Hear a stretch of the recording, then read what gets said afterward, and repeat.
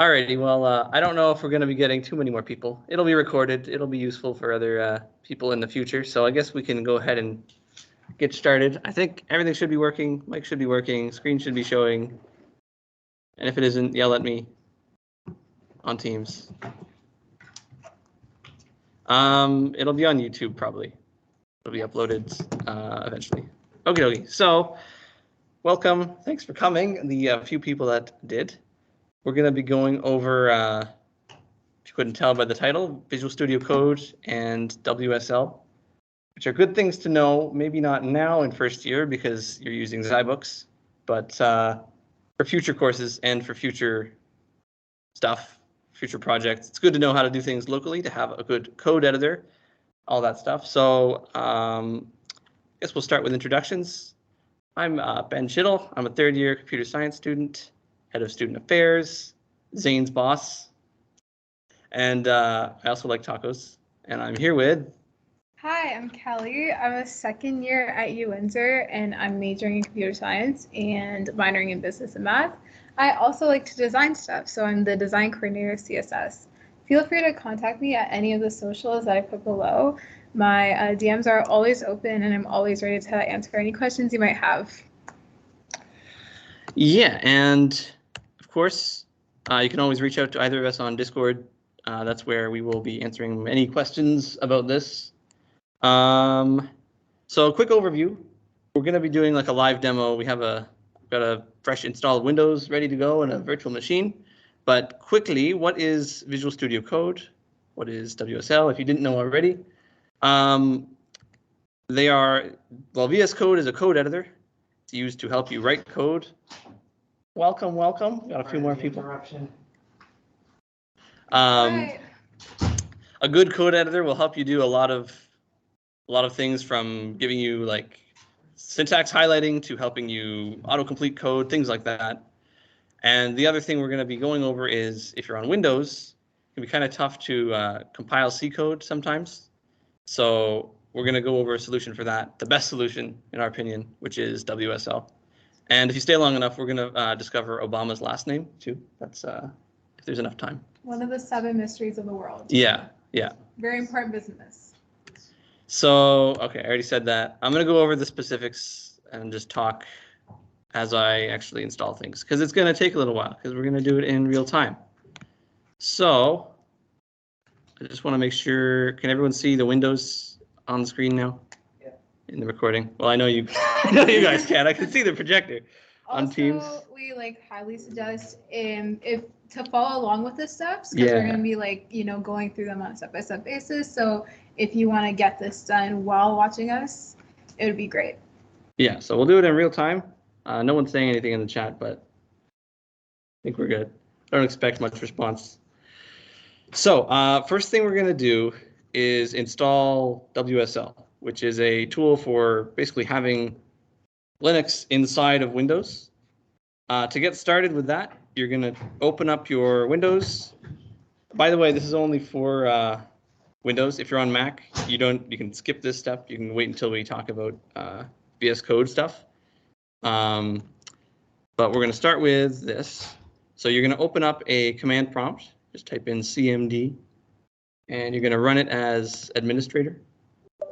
And you're going to say yes. And installing is literally just simple one command, WSL -- install. So you type in that command, it's going to do its thing, it's going to download. Within WSL, if you're not familiar with Linux isn't like an actual operating system. It's sort of like a class of operating systems, right? So there's different distributions you can have, and Ubuntu is one of them. And that's the default one that gets installed with WSL. So that's the one that it's going to install first. Oh, we have a question. Yeah. So last I checked, the Ubuntu WSL was the full version of Ubuntu. Is that still the case? I don't know. I don't know if it's a full version or not. I think there are some features missing from a proper Linux distribution, like in WSL. It's getting better, like they're adding more and stuff, but I don't know if it's full or not. but it does have enough for what we want to use it for the compiling C code and stuff. So it's taking its time. I downloaded this earlier and it worked, but it might have something to do with. Yeah, Yeah. I know. I tried it on school Wi-Fi earlier and it did its thing, but you know. This will give everyone else time to download it too. Maybe I'll have to turn off the VPN or something, or turn it back on. In the meantime, We can go over like what VS Code is, right? yeah, we can talk about that. I guess we can install it at the same time if you want. Yeah. Okay, dokie. Concurrency. Well, first let me try and Oh, never mind. I woke up. Oh. I feel like this isn't working because I'm pressing Control C and it's stopping things. Let me cancel that completely, and then, oops. Try doing turning off stupid. Oh, and now did it disconnect me from Teams? Yes, it did. Alrighty, we're back. So we're going to try again with global protect off. Oh, maybe it did work. So once you install it, once it does get installed, you're going to need to reboot your computer for it to finish. And we'll see if it actually did the thing.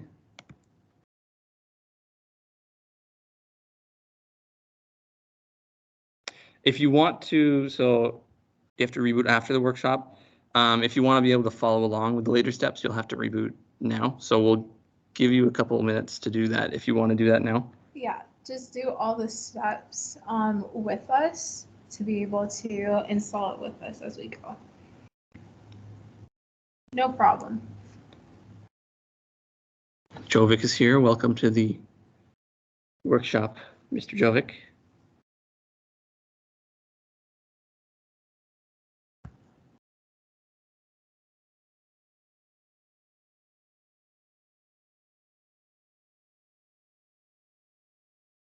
Gonna boot back up and we'll see if it worked.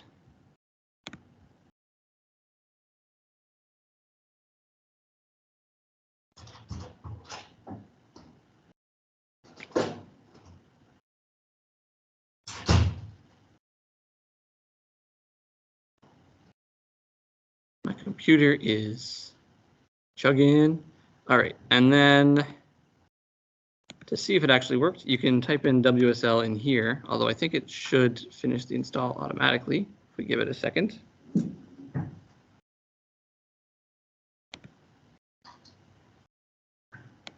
But something tells me it didn't fully work.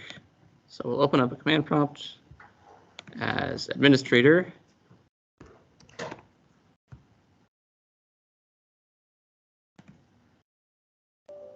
Yes, yes, yes.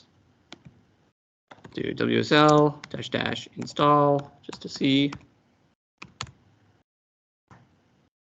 So it seems to have done something. If I actually try to just run it. No installed distributions. Okay, so what we'll do.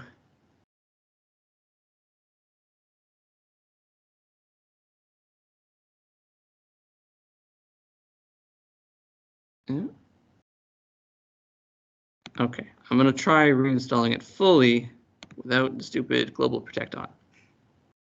So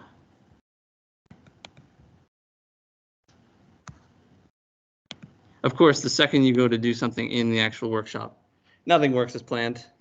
Yeah, So we had like 2 test runs before. Oh, I was practicing. I was doing this all night, even on school Wi-Fi, but alas, okay. Here we are. So uninstall. If you want to uninstall, let us know if it works for you. Just use someone else's computer. Okie dokie. Let's try again. WSL install. No.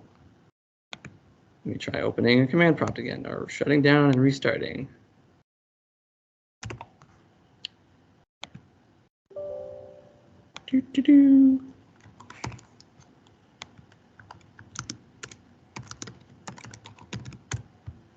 Oh, okay. We'll try restarting. If this doesn't work, we will skip to the VS Code stuff and worry about this another time. WSL is pretty straightforward. Like it is literally just running that install command, not on school Wi-Fi apparently, and then it's all just installed automatically, and you can use it. It basically just turns into a Linux shell on your own computer. And so if you're familiar at all with Linux, like if you've used school servers or anything, then it'll look familiar. Let Windows do its thing, Mr. Bimbos.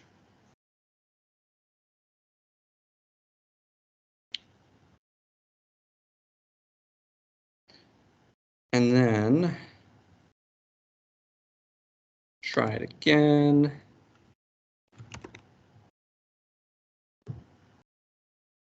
So command prompt as administrator. Yep. No. Of course. Alrighty. So we'll worry about that later.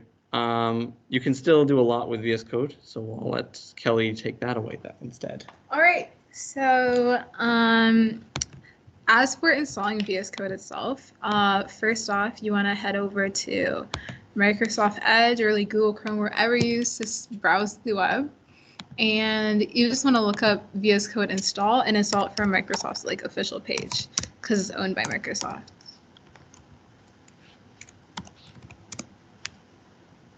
Don't install Visual Studio because that's something completely different. Make sure you're installing Visual Studio Code. Its logo is blue. And it's for all three platforms, Mac, Linux, and Windows. For Mac, you won't need WSL.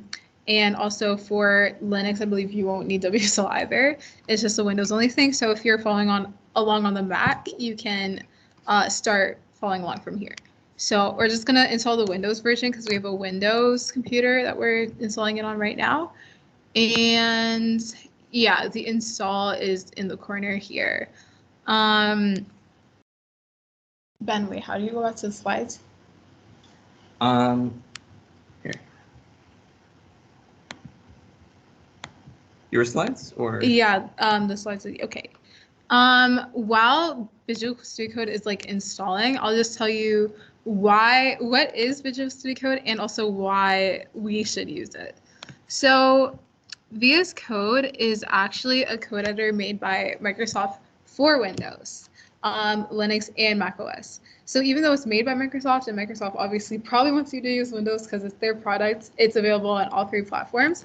It offers support for tons of programming languages, including C, which is like a staple for most first-year courses, COM 1400, COM 1410, and courses for like upper languages that you're going to use in upper years, like Java in second year, C++, basically any mainstream programming language it has in-depth support for.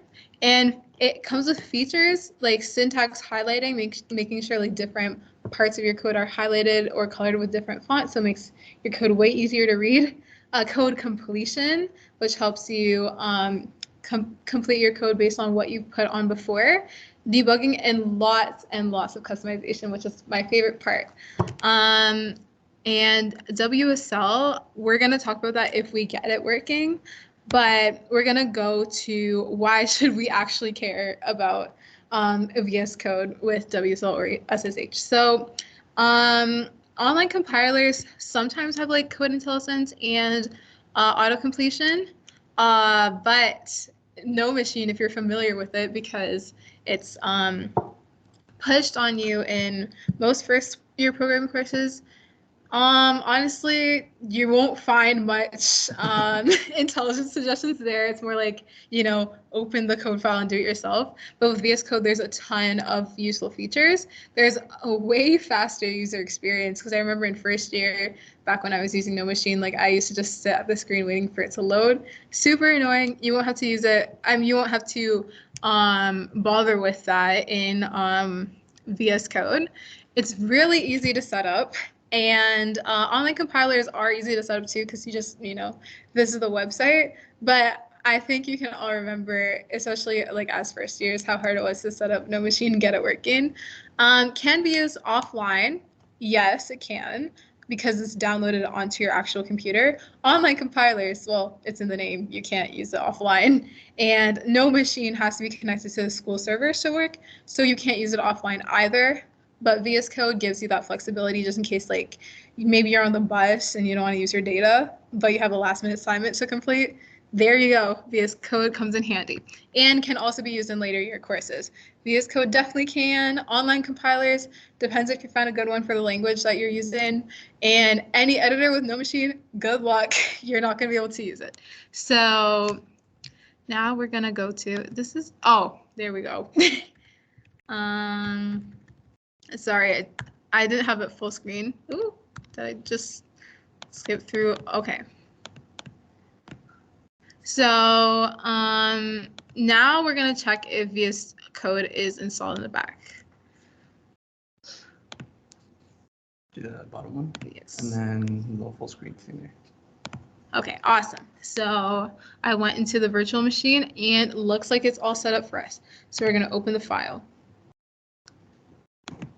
Oh, sorry.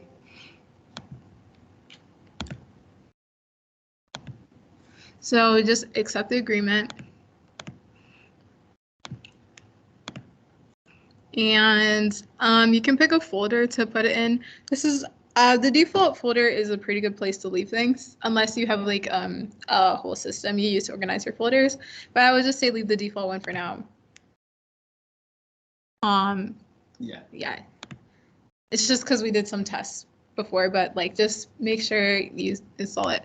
And if you want like a shortcut in the start menu, which you can like just access really easily from the side here, because as a programmer, you're going to be using Visual Studio Code a lot. I would definitely, do this, but if you don't want one, you can just click the button here, but I'll just keep it. And then you can create a desktop icon, which is good if you just want to find it really easily, and also flex that you know how to code. And then you can also add, like if you're opening a file from your file explorer, you can immediately just open with VS Code if you click these check marks. So then like if you are downloading a lot of like C files or whatever, you don't have to like go jump through hoops. You could just open with the VS Code. So I think those are helpful. So I'm just gonna add them too. And make sure this already comes pre-default checked, but checked by default, but make sure you add it to your path because a lot of things like WSL and some extensions require VS Code to be in your path variable so you can like access some features and make sure everything works. So it's just a really good thing to have so you don't have to manually add it later and go through all that. And then we're just going to install it now.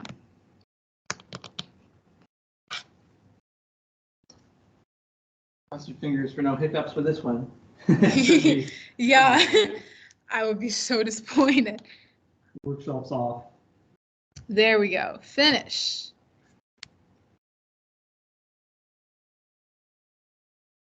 Okay, and this is what you should be looking at. Ignore the recent files. It's just because we're doing some tests and stuff.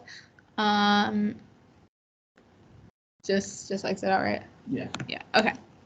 So I'm just going to give you a small tour of what VS Code is before we start doing all the fancy stuff like customizing it to your liking. So this is your Explorer. This is where you're going to open files and like work on them. So you can open a folder like this. And let's say what I like to do is I like to put all my code in one place just so I know exactly where to go. So still thinking you're in that. I'm just gonna click this and close that. Oh yeah, so thanks, we're in WSL for some reason. We're gonna figure that out later. But yeah, so in my file explorer, it's a good thing to have like your code for all your classes and stuff, or even personal projects in one easy to access place. So for me personally, I like to go to my documents and I like to open a folder, just like open a new folder, called, and I'll just name it like workspace or something. And that's how I know like, oh, all my code that I've ever done in VS Code is pretty much here. So we're gonna make the new folder workspace. And then, so you can open your Explorer and open the folder workspace that you made. And this is where all your code that you ever create is going to go, but you can always select other file locations. I just like having it in one place. Also, make sure you say you trust the authors. The files in your folder is basically asking if you trust yourself. So we're going to say yes. And now you have a folder that you can create files in, create additional nested folders in, and you can refresh it too. So let's create a file. You just go to like new file, and we're just gonna name it like test.c, and click enter. And then now you have like a C file that you can just, you know, code around in. So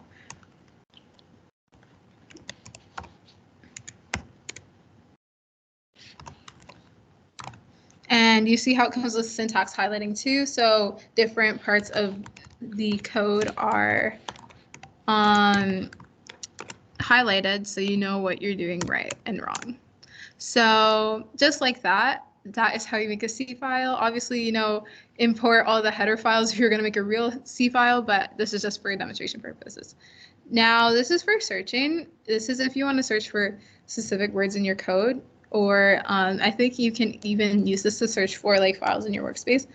And you can use this to replace things like, for example, if you want to find all instances of print in this file and replace it with like tacos, because Ben likes tacos, then I think you can replace it like yes, we're going to replace it with tacos. There we go. New function in C. Yep, tacos F. It's very mandatory. And then you can use this source control for Git and GitHub if you want to work on collaborate with other people in coding. Like Git and GitHub are really good for that. But we're going to teach you how to set up the basics of VS Code right now, so don't worry about that for now. And then you might be tempted to use this to run your code, which you can, but there's like way easier ways. But here is where you can run and debug your code in like the official way. And here are the extensions, which is my favorite part of VS Code and what makes VS Code so great.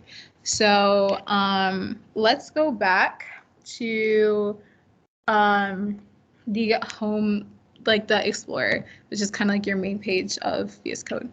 Oh, and if you want to exit out of any code, you can just click the X. But don't forget to save.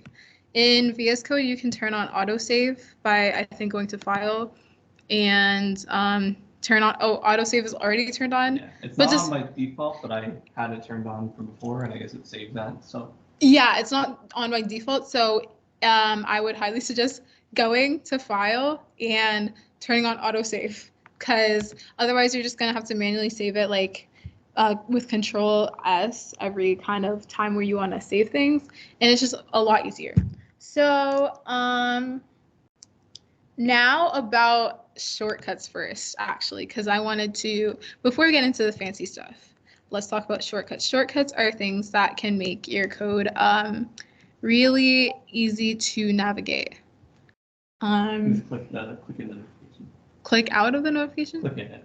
Click. There you go. Okay, there. Okay. So let's go and use the Explorer to open up some test files.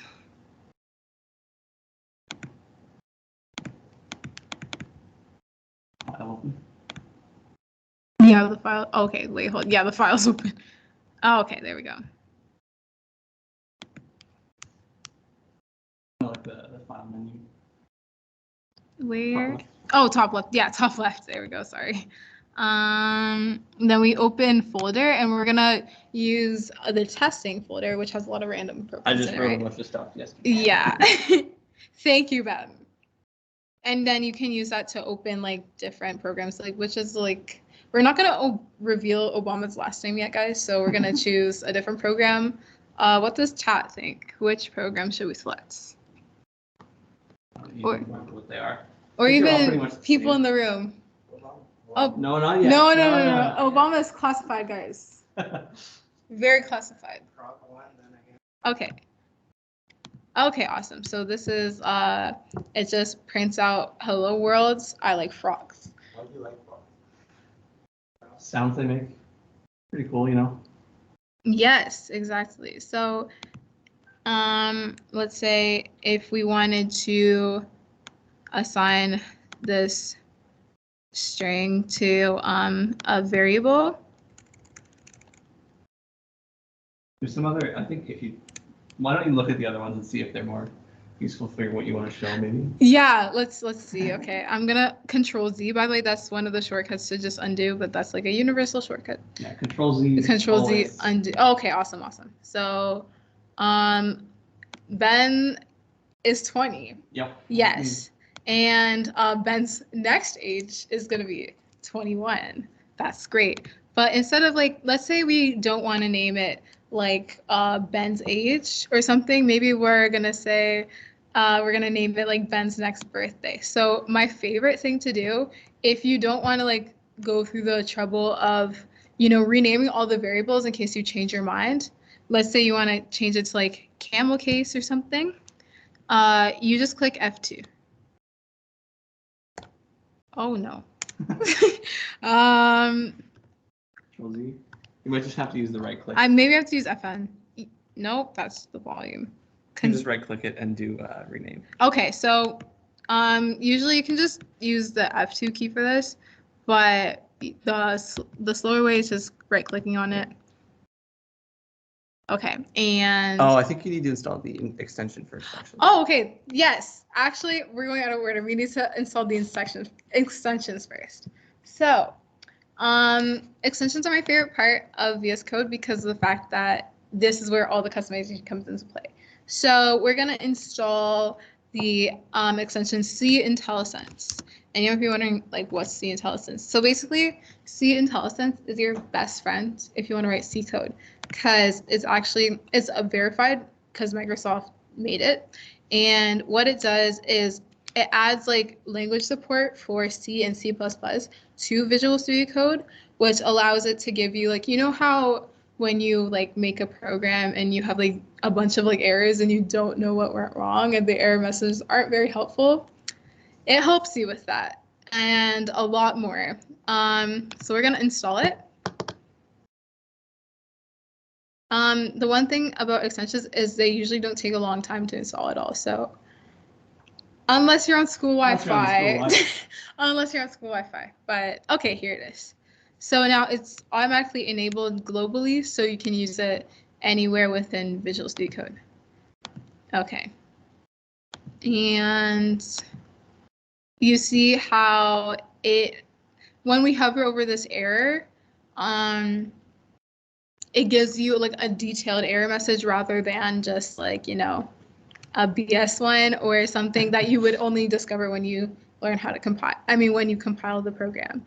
Or even if, let's say, we messed up the spelling of this variable here. And if we tried to compile it, C IntelliSense would hop in and be like, hey, that's not right. You might want to change this.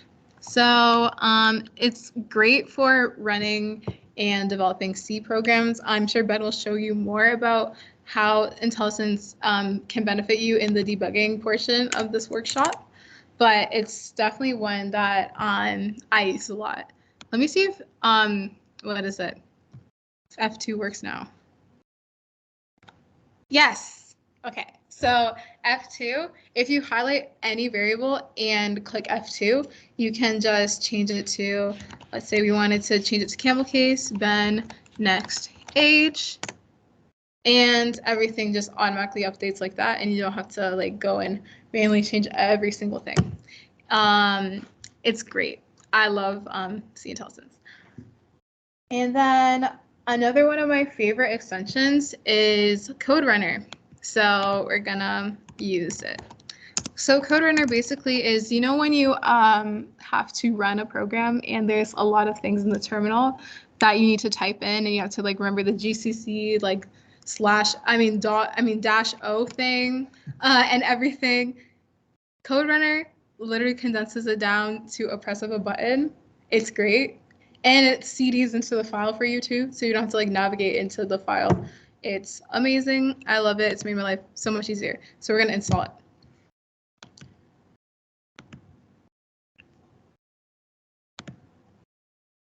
Okay, so we have it installed.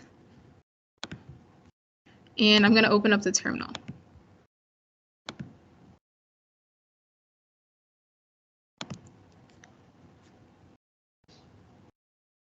Did you restart this code maybe? Maybe I do, yeah, because it's the run and debug thing. Oh, there you go. This one, you run code, right? Yeah. Yeah, okay, there it is. Oh no. Oh, is it because WSL flaked on us? Might be. Yeah, okay, let's see. If anyone has working WSL, let us know, because it should work. I just think, yes? You do? Okay, awesome. Anyone following along with the tutorial that has a working WSL, let us know. You'll probably use some other. We'll try and get it working again. Yes. Some other things to try. There's another extension. There's a WSL extension. But so let's say we want to run the code. We don't have to do like the whole compile command line argument. We just press this button. Oh, but Normally it would work. Normally it would work, but we don't have a compiler because WSL flaked on us. But it's okay. If you have a Mac, it should work fine. But yes, when you have a WSL working or even another compiler, Code Runner can run your program for you. Then there's also this thing called Project Dashboard, which helps you keep your like most used files really organized. I love it. It's great.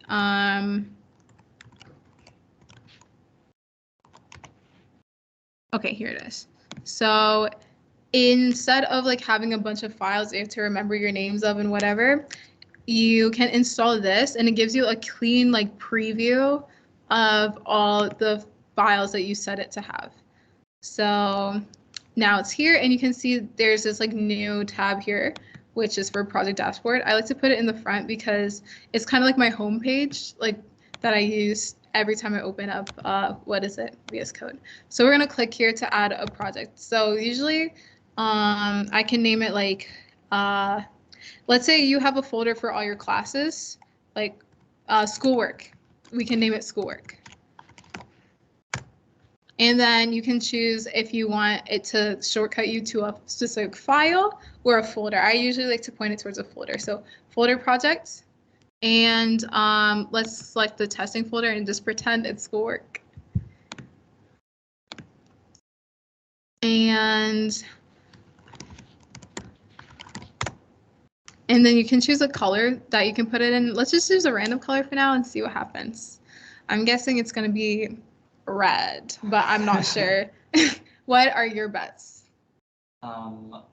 Neon blue. Neon blue. There, well, we're going to find out if it is. I mean, it's blue. Minty green. It's mint green. So, I mean, Ben takes the cake on that one because red is like wildly opposite of this color. I just chose the first color that came to mind. But yeah, so now you have this little thing here.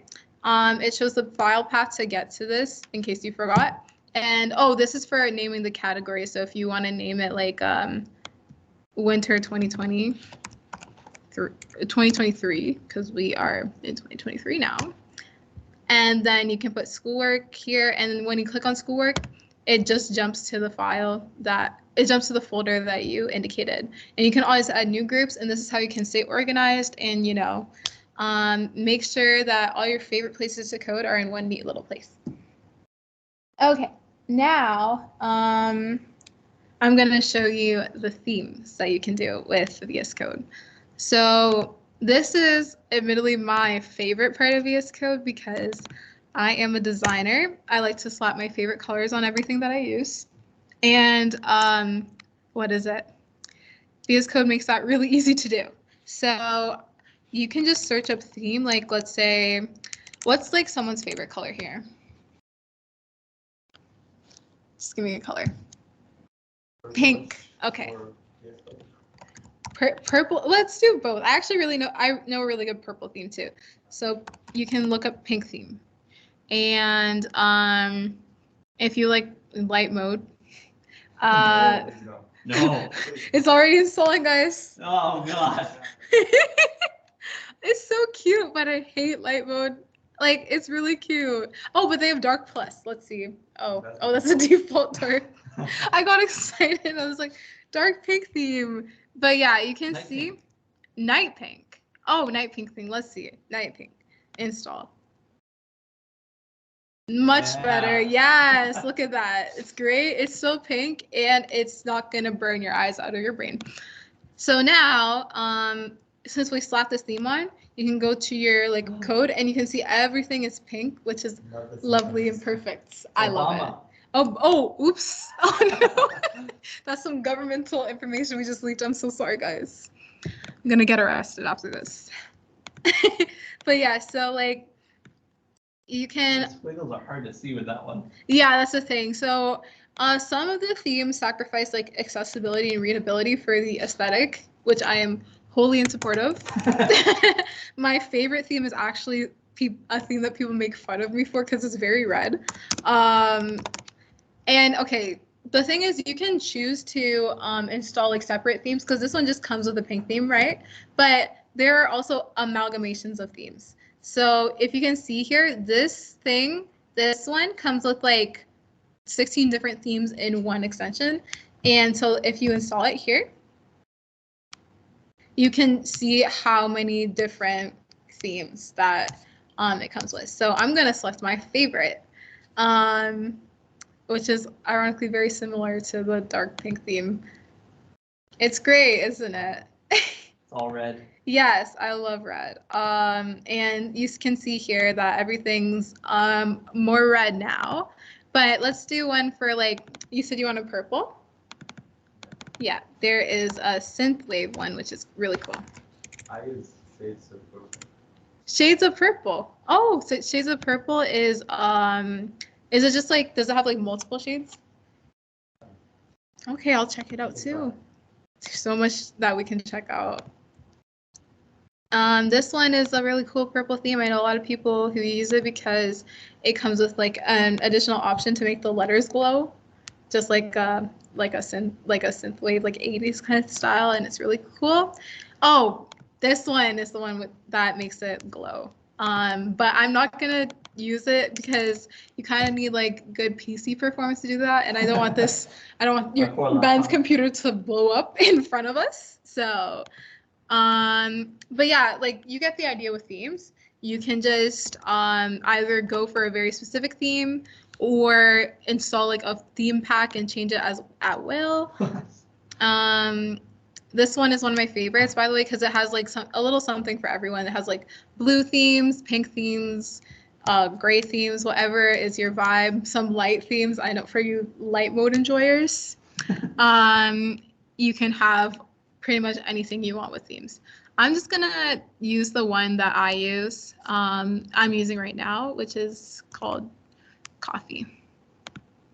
Yes, it's very relaxing. But yeah, so that was it about themes. Now, I'm gonna show you how to change the font. These are just quality of life things. Like this font, the base font that VS Code comes with is pretty good, but I recently found this really cool font that like looks like a game machine, like one of those retro game machines. So I'm gonna use that to show you how to download it. So basically what you want to do is look up monospace font, depending on your preference. I have like three that I selected for you guys to look at in this workshop, but you can always just like, select more. So this one literally looks like a game font. It's super charming. I love it. We're going to install it today because I want to see how it looks. And there's also Fira Code, which is a lot of professional developers' favorite because it comes with something called ligatures.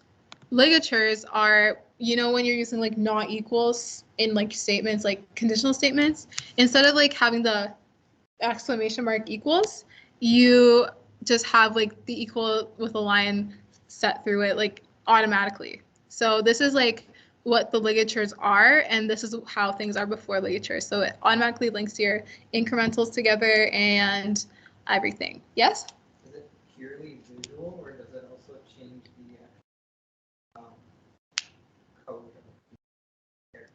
Oh, it's purely visual. It's pure visual because that way, in case like your friend doesn't have a font with ligatures, it's not like if you send them code, they're gonna be like, oh my gosh, I don't know what character this is. It's just for you, for when you're coding. So this is Sphere Code. It's a pretty readable, nice font for coding, and then also for fans of cursive, there is a cartographer CF font, which is my personal favorite that I've been using for years, and I love it. Cursive programming. Yes, I am a proud cursive font enjoyer. Oh, I should probably put font up front. The event is not over yet. Jeremy? Jeremy, the event is not over yet. But you see how it's like, it's still kind of like monospace, so the things are still separate, but you get this cool cursive effect. So first, I'm going to show you how to install one of these fonts. So do you want to use it? So you just look up font download. This one has fonts for free. You just download it here. I'm not downloading a virus because I vetted this website before the before the workshop. Okay, and then we're gonna open the file. And then you see like the TTF fonts. That's the things you care about. The rest you don't really care about. So you right click on them in Windows. We're doing a two-figure tap. I am. Is it because it's in a zip folder? Oh, maybe do we need to like extracts. There we go. Yeah, there we go. I'm used to Mac now, which is so sad because I used to have Windows like a year ago. Okay. Yes. Okay, now we can, for every font you install, it's important for you to actually right click on the font and say install. Otherwise your computer like won't recognize it as part of your system. So now it's like officially installing, and we're gonna install this one too. Okay, so it is, the font name is Dina TTF 10px. So you're gonna wanna remember the font name, okay, when you are using it. So now you go back to VS Code after you download the font you want, and you come to settings and look up font.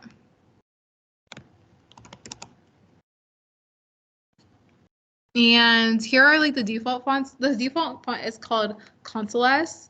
The thing is, you see how there's quotation marks around Courier New? Basically, if your font name is only one word, you don't have to like actually specify it.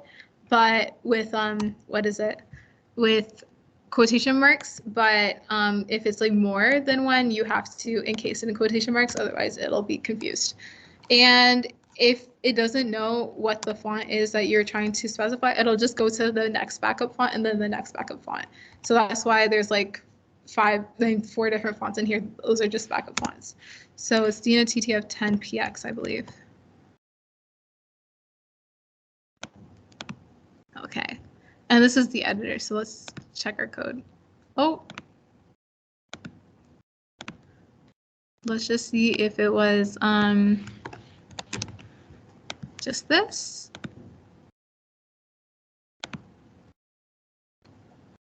Okay, it did install, right? Yeah, the original one. Yeah.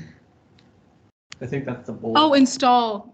Oh, this is the bold one. You're right. Okay, let's open up the original one.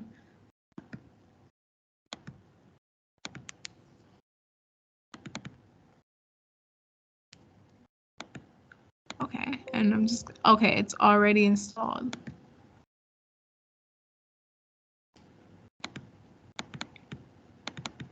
Okay.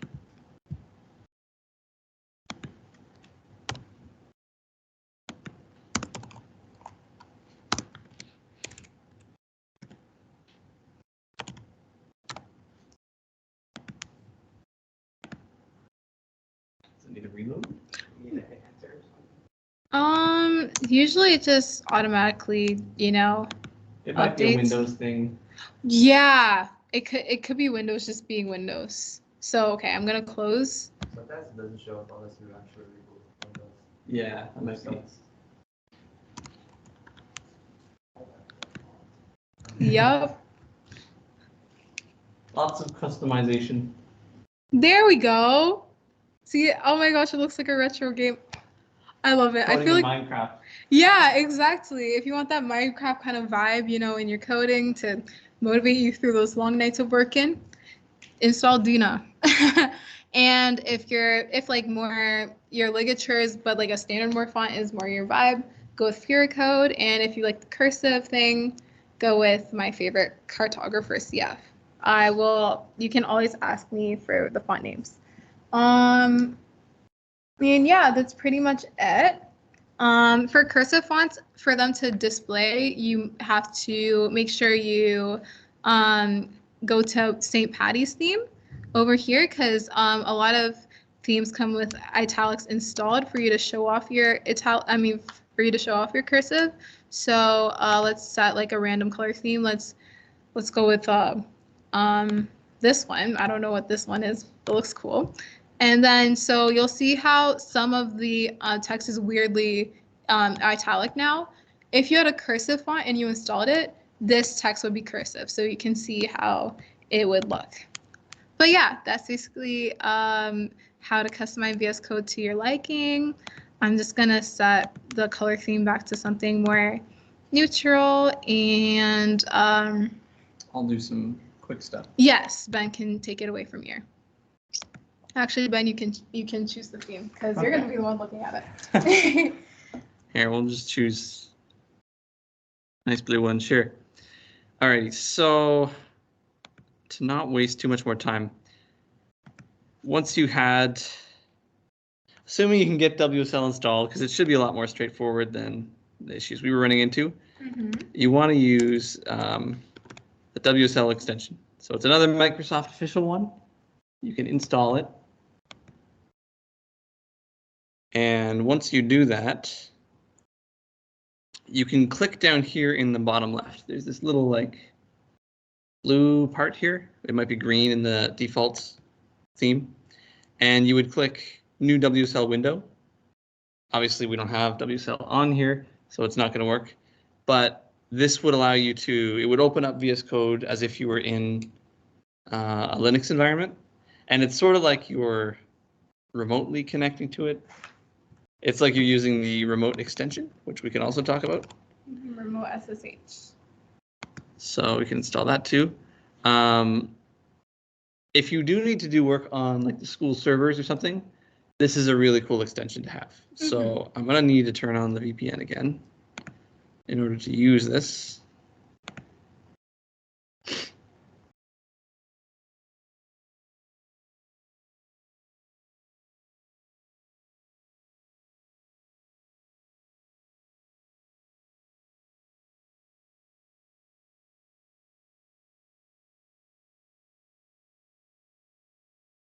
To the CS servers, if you're on no machine or SSH,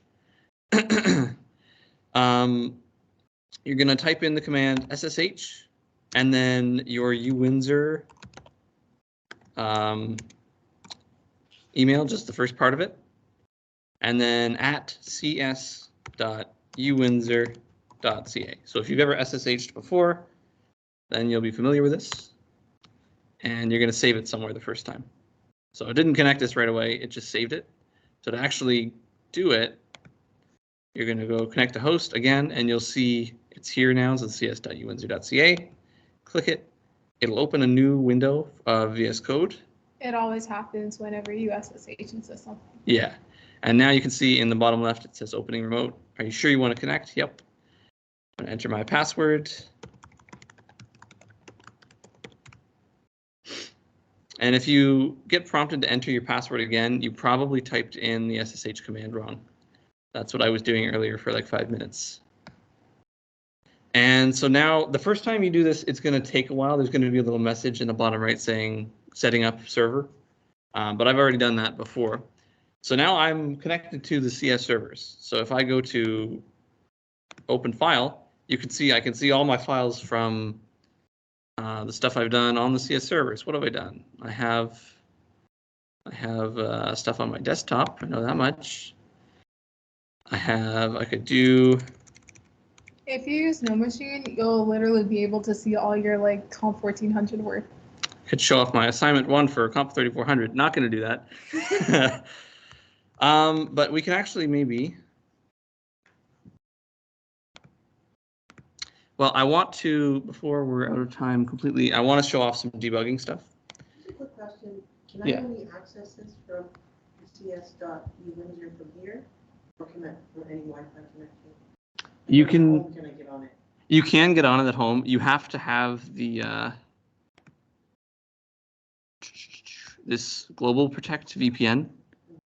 You have to download that and connect to secure login at uwindsor.ca, and then you can log in.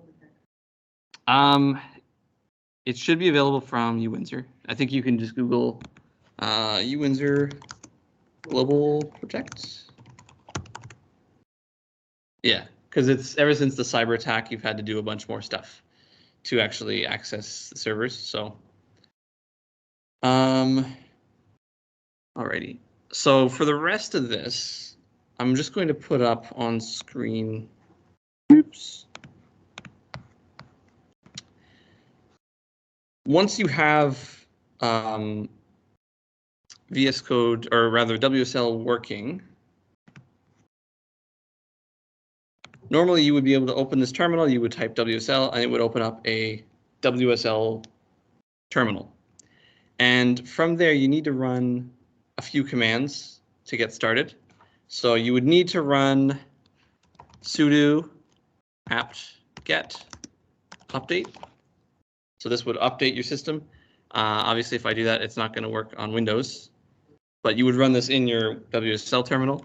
Then you would run sudo apt-get upgrade. So whenever you want to install software, whenever you boot into your machine after not using it for a while, you want to run those two commands, sudo apt-get update and sudo apt-get upgrade. Once that's done, it's going to take a little while the first time around. You would run sudo apt-get, and then we want to be able to install the compiler, the C compiler, GCC, for compiling C code. So you would type in install, and then you want the package called build essential. So this contains the C compiler, GCC. It contains your C libraries, which would get rid of the squiggle we were seeing earlier around like include your headers or whatever. And for the debugging stuff that I'm going to show off in a second, you also want GDB. So you would run that as well. And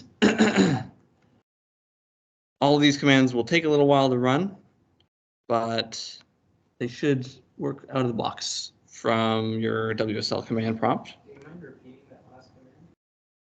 Yeah, so it is this one right here. Sudo apt-get install build essential GDB. We can probably put these somewhere, like if We can put them in the events chat. yeah, the Discord server or something. Mm-hmm. Does everyone have these if you're typing them? Okay. So once these are done, again, it'll take a little while, but we're running out of time. I'm going to switch. I thought we had until 7:30. We do. I kind of wrote conflicting times, 7 and 7:30, but if you, I mean, obviously you can go at any time. Yeah. If But- you guys want to stay until 7:30, you can. I'm going to show off some of the cool debugging stuff you can do in WSL, or in VS Code rather. once you have it set up with WSL. So again, once you've done this little thing in here and you connect to WSL, so I'll close out of that one. You open up WSL, you have to install your extensions in WSL as well. So you might have to reinstall some things. But from there, you can do some cool stuff. So we'll show off Obama quickly. Yes. I'll open up my VS Code on my actual computer and just go through some stuff quickly. Thank you. Thanks for coming. Bye. Thank you. Okie dokie. So whenever you want to run code without the code runner extension that Kelly was talking about, I don't have it installed here. I just use the direct compiler. Obviously, one way you can do things is you can type the commands in the command prompt here. So if this isn't here, you can go terminal, new terminal. You can also press Control and the tilde key, which is the key above tab, to toggle it. And so you can always just run the command in the terminal. So you can do gcc obama.c to compile it, and it called it a.out because I didn't specify the name. And then to run it, you can do a.out. I don't have anything happening in this program at the moment, so it's not going to print out anything. If I wanted to add a print statement just to show that it works, do that. And compile again, you can do that again. Okay, that works. The other way you can do things, though, the one that we'll be using for debugging, is in this menu here. So in C, these two buttons are actually the same thing. It doesn't support running without debugging, it just has debugging. So we're going to click that. The first time you do this, it's going to prompt you to choose an option here. Usually you can just choose the first one and everything will work out of the box. Basically in VS Code, let me get rid of that. It gives you a lot of customization in terms of how you want to even run your programs, like what compiler you want to use, stuff like that. So you'll notice in my folder here, I have this new .vs code folder with a tasks file in it, and this is the stuff that was auto-generated. You can actually modify these to do your own stuff too, but we're not going to go into that. So for debugging, just a very brief overview. Debugging allows you to basically run your code line by line if you want. It allows you to look at variables as the code is running. And it can be very useful for trying to find bugs in your code. Obviously, that's why it's called debugging. So for example, I can put what's called a breakpoint. I can click on the side here with the red dot. And so I can tell my code I want to stop when you get to here. And I can run start debugging. And you'll notice it highlights it yellow. There's a lot of stuff on screen. We can see any variables that are currently defined on the left, in the top left here. So it shows first name, and I think if I hover over it, oh, okay, doesn't show exactly the string, but you can see if I click into it, it shows each character in the string, which is an array in C, O-B-A-M-A for Obama. Last name, similar thing, and we'll get to that in a second actually, but the watch tab, you can type in specific variable names. So for example, first name. If I had a bunch of variables and I want to look at specific ones, you can also type in expressions here. So you could do watch name equal, or first name equals last name,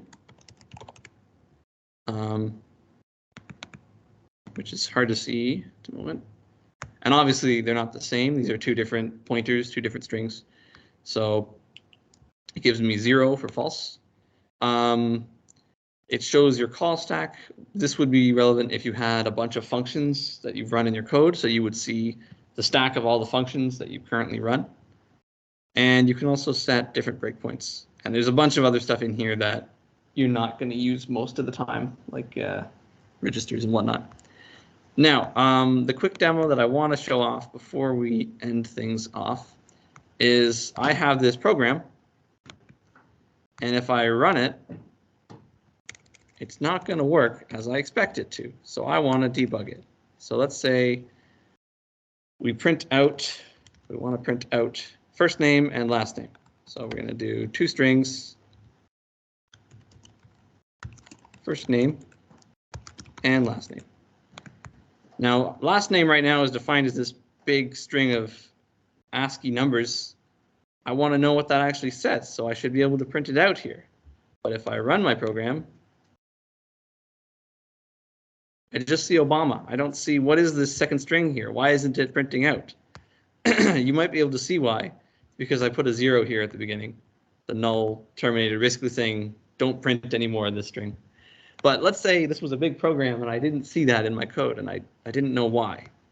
What I can do, I can put a breakpoint either at this line or after it, right at the print statement. I'm going to put it there again. I can start debugging. And you can look at the variable and you can actually see what's inside of it, and it'll display it as all these characters. And oh, it looks like a link. And I can see here the problem, which is that the first character is a null terminator. And remember in C, whenever you reach a 0 in a string, it just stops printing. So if 0 is the first character, it doesn't print anymore. But I can get rid of that. I found the problem. Woohoo! And we can find out Obama's last name. Finally. This is the moment we've all been waiting for. It's a YouTube link. Gee, I wonder what it's gonna be. I think Oh. I see. Gee, I wonder what it's gonna be. Da-na-na-na. Okay, that's Obama's last name. Yeah, we figured out, guys. Okie dokie. Those are the main things I wanted to show. I guess with the debugger, I can also just show this tab at the top here controls what you can do. So this button here will step over. It'll move to the next line. You can run it one line at a time. The arrow will just run until the next breakpoint. So if there's no breakpoint, it'll end your program or run to the end of your program. But I don't have a whole lot of example code to show off that yet. So we'll leave it there. But there's a lot of tools to explore, a lot of good features to look at, and hopefully, even though we couldn't get WSL working, we helped some people out. Yeah. Any questions at all? And also, if you don't have questions now, but like you're using VS Code and there's some errors or whatever, you just want to learn more, you can always feel free to like contact us on the Discord. Yeah,